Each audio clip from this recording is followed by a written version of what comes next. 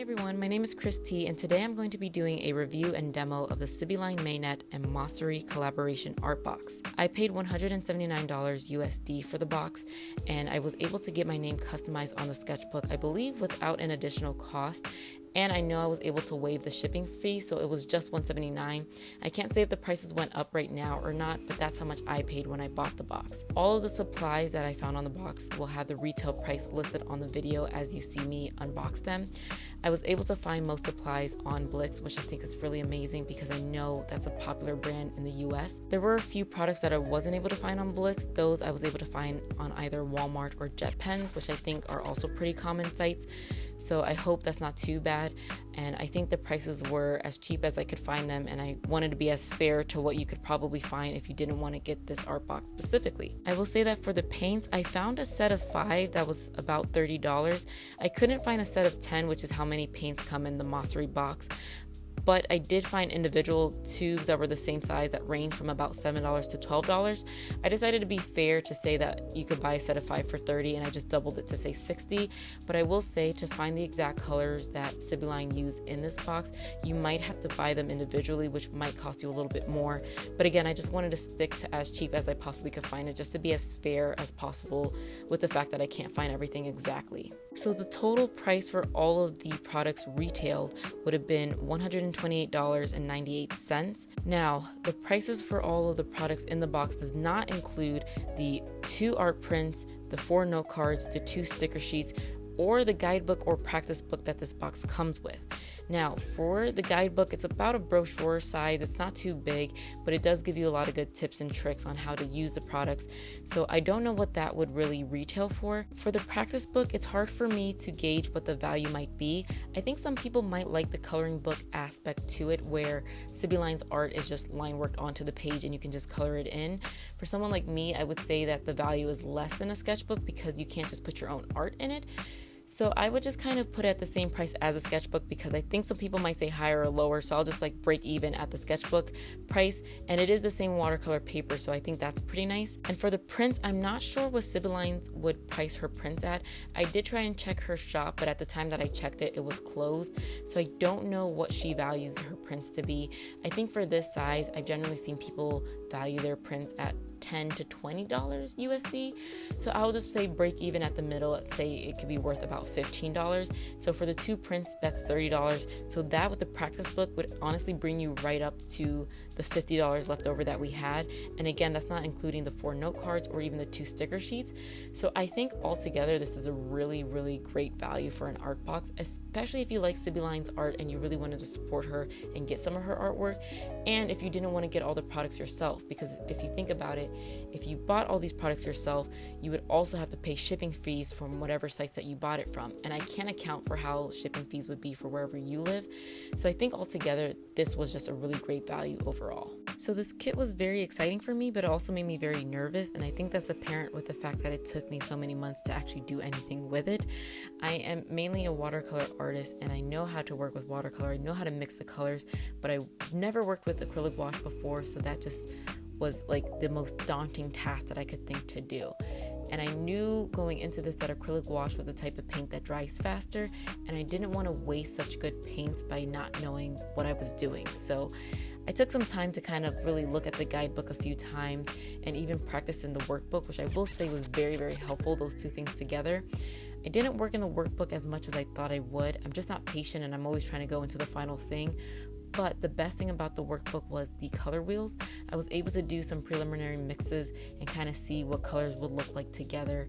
And that was definitely a lot of help that was so necessary later on, because when I moved on to the final piece, I did reference those color wheels and see what kind of paint colors I got before. And even though I don't think that I might use the entire workbook, I know that I'll definitely go back to those color wheels and maybe even play around with some other color mixes in the future. I've only worked with gouache a handful of times. If you're subscribed to my channel, you will have seen those times that I've worked with it. And the gouache paint that I've used isn't anything professional grade or isn't anything expensive. So I won't even say I've gotten the most authentic experience with gouache paint.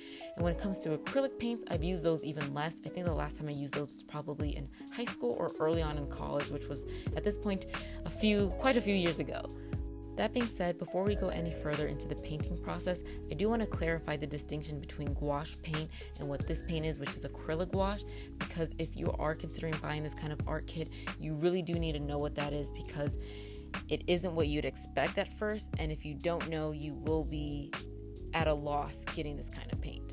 Regular gouache is water-based, which means it can be reactivated with water and thinned out with water. It is the same as watercolor paint, except gouache paint is opaque, which means it is not see-through. Watercolor, on the other hand, is transparent paint, which means it's see-through, so when you paint multiple layers of gouache, you won't see the layers underneath it. One thing to know about gouache is that when you're working with multiple layers, you do risk reactivating under layers of paint if you're using a lot of water, because it is reactivatable. And I'm not sure if that's a word, but I'm going to use it as such. A good thing about gouache paint is that if you use some in a palette and it dries and you want to work on a painting later, you can just reactivate it with water and use that paint, which means you waste less paint in the long run. Now, the most distinct things about gouache paint, and important to make for these distinction between these two paints, is that gouache paint is matte, which means it doesn't have a shiny texture. It has a very flat color when you paint it on. I think it's very beautiful, and I think that's one of the biggest appeals of gouache paint. Now, that brings us to acrylic gouache. I'm going to start by saying acrylic gouache is the worst name they could have picked for this paint. I think a better name would be matte acrylic paint, because it is an acrylic paint, which means it has an acrylic polymer base or chemical base, and it is not at all water-based. That is going to be the important distinction to make. Why is it called acrylic gouache? I would say because it has a gouache look, and that is the only reason, because this paint dries very matte, which I think is unlike usual acrylic paints. I'm pretty sure acrylics are typically more shiny. Again, I don't use acrylic that often, but I will say acrylic gouache resembles gouache paint, but it's not at all gouache based. So what does that mean for a paint to be chemical based or have an acrylic polymer? That means it cannot be reworked with water. So once it dries, you cannot rework it, you cannot reactivate it. It is waterproof, which is kind of nice when you want to layer on paints. Again, with gouache, you always risk reworking areas. With this, you can always be assured that once it's dry and you put another layer of paint on top of it, it is going to sit on top and not mix in or disturb those previous layers. That being said, you do typically have to work faster with acrylic paints because your paint does dry faster in the palette and on the paper. So if you wanted to mix on the paper and do some nice blend techniques, you're going to have to work fast. And just overall with the paint, if you don't want to waste a lot of paint, you're going to want to typically use less so that once it dries, you can just kind of clean out your palette and put more paint. It can be a learning curve if you're not used to it, because if you mix a batch of a color and it dries in your palette, you will have to mix another batch of that color. I will say what your biggest help will be is making swatches. If you make a swatch on the paper, which is something you'll see me doing even for this painting, you're always going to be able to go back and create the same color paint by just going next to your swatch and seeing if it's the same color paint. So I think acrylics can be a little bit scary if you're not used to that fast drying. I will say one of the cool things is how fast drying it is too. It's kind of like its own pro and con. Being so used to watercolors, it's a little bit annoying whenever you paint some watercolor on and you have to wait minutes upon minutes upon minutes for it to dry for you to be able to work on that area again. Whereas for this, I felt like in a minute, sometimes less, sometimes not hardly any more, the paint was already dry. So once I painted on a layer, I could just paint another layer on top and not have to wait, which I think is nice if you try to work faster. Another pro that I will say for this paint specifically in this kit is that it is Holbein paint. And Holbein is a professional quality paint, which is amazing because it is going to act so creamy, so juicy. The colors are going to be vibrant. It's going to be everything that you want to see with paint that you don't always see when you get cheaper art supplies. This is really nice because I could tell for me, even though I had the learning curve, when I would paint a layer of paint, it would dry very smooth, very flat. I didn't feel like I had to put multiple layers to get a smooth consistency, and it was just a dream to work with. To mix it, it was beautiful, and I felt like even though I didn't know what I was doing super well, when I was mixing the paint, I was easily getting the colors that I wanted to, and I will attribute all of that to the quality of paint and not to me as an artist. So I definitely loved working with this paint and I thought it was beautiful. I thought the quality was amazing. But before we move on, I do want to give one last con, and it's just a personal con for me. Again, being mainly watercolor user, I did want to use a little bit of water to thin out the paint. Now I know people definitely do this with acrylics where they'll use just a tad bit of water just so the paint isn't so thick and it just kind of goes on the paper a little bit more smooth. But with the way that I usually work with, I try to use a bit more water to like thin out the paint, and I had to keep reminding myself that this isn't how it works, this is not how to use it. And I found myself putting on a layer of paint, and because I used too much water, when it dried it was a little bit splotchy, but it wasn't the paint's fault, it was my fault for the way I was trying to use it. So I guess just keep that in mind. But once I started getting used to the fact of the paint is just thicker than what I'm used to, I definitely enjoyed it a lot more. Now that we've gotten all the logistics out of the way, let's move on to the painting process itself. For these art kit demos, I typically like to make an artwork that's inspired by the artist who is curating the box. Now, Sibylline's work typically features a woman in the foreground with an animal companion and some design elements either in the foreground or background. And that is kind of what inspired me to make a girl with an animal companion and some design elements in the foreground. When I made this piece, I definitely thought back to my Heikala art box review and demo, and I wanted to bring something into this one that was inspired by that one, which is what I did with the ramen bowl. I felt like whenever I do these curated art boxes, it might be nice to have something that ties them all together. And I think the bowl of ramen is kind of a cool focal point and how we can kind of see different artists' style and how I incorporate into my style and use that as a focal piece. So I really enjoyed that for this artwork.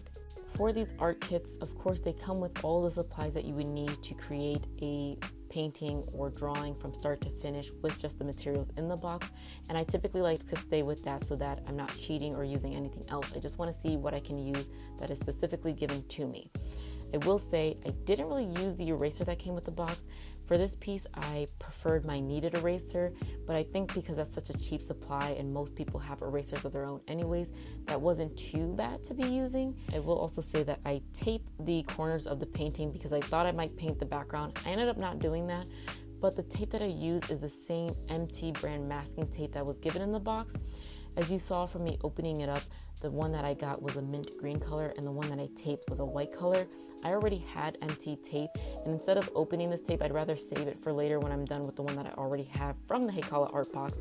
So I just used that one instead for the time being, but it is the exact same tape of the exact same width, so I don't think I was really cheating with that one. And now for the biggest mess up that I could have possibly done, and this is completely my fault. Again, I had this box now for a few months, so this is my bad for not realizing, but 2 of the paintbrushes I had in one area and 1 paintbrush I had in another area. A few months ago, I ended up using one of the paintbrushes in the workbook and I put it somewhere else. So when I moved to this final piece, I completely forgot that there were 3 and I only thought that there were 2. That is great and all, but I only used the filbert and the round and I didn't use the liner brush. In hindsight, oh my goodness, the liner brush would have been so nice for the final details, but I didn't use it. And I mainly worked with the round brush because I thought the filbert was a little bit too big for all of the details. I did use the filbert on her skirt, but not really for anything else. So unfortunately, I cannot tell you how the liner brush was, but I'm sure it would have made my life a whole lot easier. So I'm actually pretty sad that I didn't get to use it on this piece. Also, for the color scheme of this piece, I did want to make note of that because I'm not used to mixing these colors like I've mentioned before. I didn't want to overwork myself with trying to think of a swatch sheet and what colors would look nice. So for the colors of this piece, I used one of Sibylline's artworks, and I will put it on the video right now so you can see. It is almost the exact same copy of colors that she used. For the skirt, I even used the same pattern that she used in this piece, and I just didn't want to really confuse myself with just thinking about this. I just wanted to focus on painting, so I thought it was fine to cheat a little bit with the color palette. And anyways, her colors are so beautiful, so it was kind of nice to be able to use that, and I really enjoyed it on this piece, and I thought it was amazing. I feel like the blue really pops out with all the oranges, and because orange and blue are my favorite complementary colors, I just enjoyed it all the more. Now last, and I feel like it's sounding like I've cheated a lot more than I want to sound like I was cheating with this box, for the noodles of the ramen. I painted her shirt the nice creamy light sand color, and that was the color that I actually wanted to use for the ramen noodles, but I didn't realize it until her shirt was already painted, and as you can see, the ramen noodles cuts into her shirt, and so I didn't want the same color twice. And I thought about painting over her shirt, but I really liked her shirt being that color.